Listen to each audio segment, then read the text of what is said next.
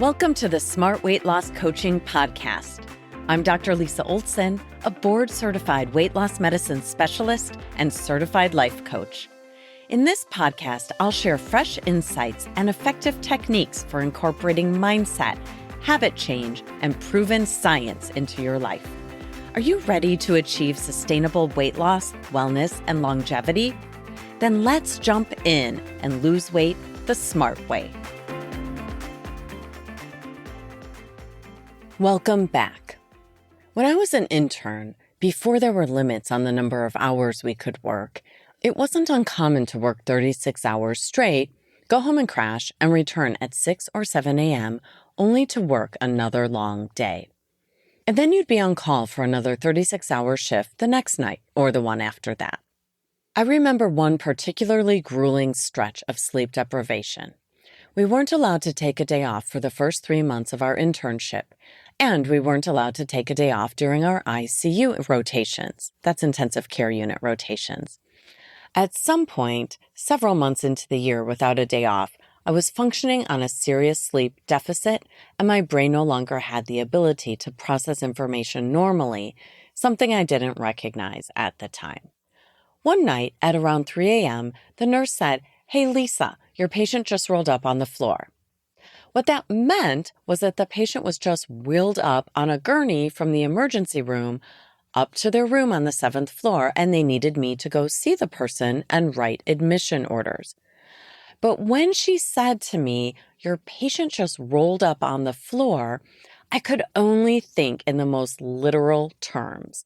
I pictured a patient lying on their side, curled up on the floor of their room. Confused, I tried to be helpful by asking, "Do you need help unrolling them?" My fellow interns relentlessly made fun of me for that inability to process a crystal clear statement from the nurse. But they had all been there too. Our brains simply don't function well when we don't have sufficient sleep. Thankfully, these days, there are more reasonable working hours for medical house staff. They're no longer allowed to work more than 80 hours in a week, and I just learned that in 2011, a rule was passed that they can't work more than 16 hours straight. These are still long work hours, and of course, medicine isn't the only field that has a history of pride around sleep deprivation and overwork. This work till you drop ethos is rampant in our culture, and one reason so many of us are functioning on insufficient sleep. Sometimes long hours are imposed on us, and other times we embrace them because we're ambitious, wearing our workaholic label like a badge of honor. Today, there's another thing contributing to our sleep deprivation: the way we wind down when we're done with work. How many of you relax by watching Netflix or some other streaming service, or by scrolling through social media? Excessive screen time is pervasive at night, and it's impacting our sleep, our health, and our weight. Poor sleep quality, insufficient sleep, and irregular sleep impact our cortisol levels, our ghrelin levels, and our insulin sensitivity, putting us at greater risk of developing diabetes or obesity. Cortisol, as you may know, is our stress hormone, going up when we're under stress. What's ghrelin? You can think of it as a hunger hormone. When we're sleep deprived, our ghrelin levels increase, making us both hungrier and more likely to choose hyperpalatable foods. In other words, sleep-deprived people are hungry and they're not craving kale salad. We also find increased inflammatory markers in people who are sleep-deprived. We see elevations in something called C-reactive protein and SAA, which stands for serum amyloid A. SAA levels are elevated immediately in response to sleep deprivation and seem to be linked to insulin resistance, prediabetes, and type 2 diabetes. More inflammation and insulin resistance do not bode well for weight, longevity, or health. So, if you're trying to improve your blood sugar, you can start with something as easy as getting a good night's sleep, which according to the CDC is about 7 to 9 hours for adults. How likely are we to accomplish that 7-hour goal? The prevalence of adults reporting short sleep duration ranges from 29% in Colorado to 43% in West Virginia. Come on, West Virginia, it's time to get some sleep. You deserve to wake up refreshed. Some of you may be thinking that you'd like to get 7 hours of sleep, but you struggle with insomnia. That's an important topic for a future episode. I'd like to share some sleep hygiene tips for folks who could get 7 hours of sleep, but don't. Number 1, create a regular sleep schedule. It's not only important to get enough sleep and to get quality sleep, but also sleep regularity matters.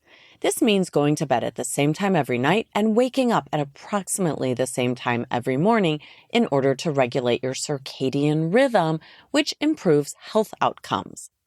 Number 2, curate your sleeping space and use it only for sleep or sex.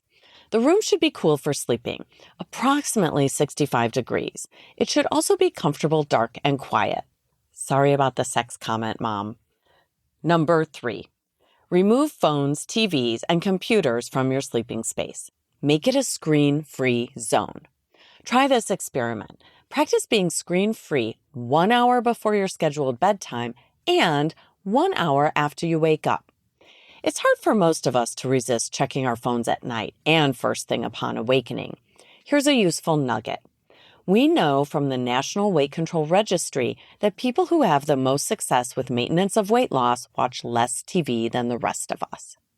Number 4, be substance-free before bedtime. Don't go to sleep right after eating and avoid caffeine and alcohol at night because they will impact your sleep. And lastly, number 5, being physically active during the day will help you sleep better at night. You know that feeling when you wake up and immediately feel either a wave of excitement or dread?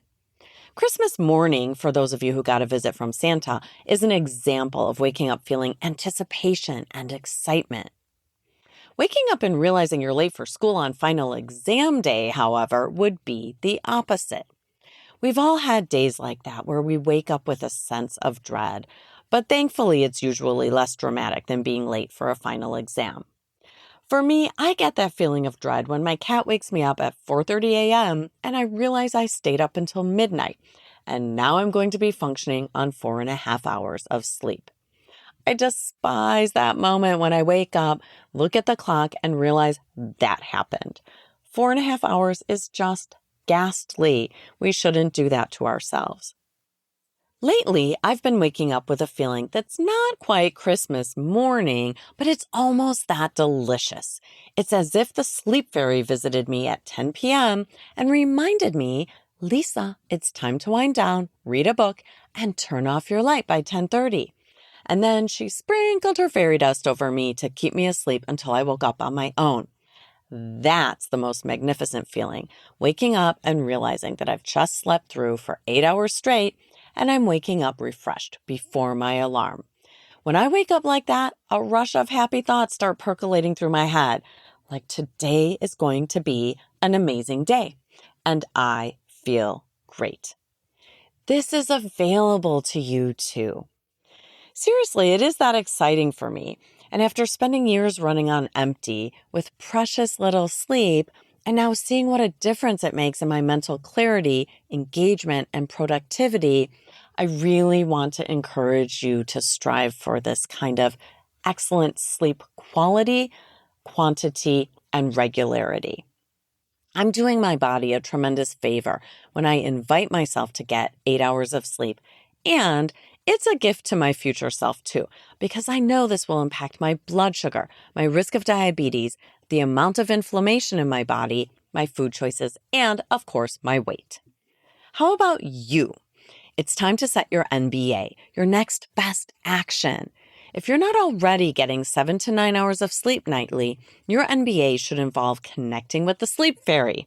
You might set an alarm every night at 9:30 or 10 as a reminder that it's time to start your bedtime routine. Or maybe you want to do a 30-day bedtime challenge. That's really what helped me get back on track.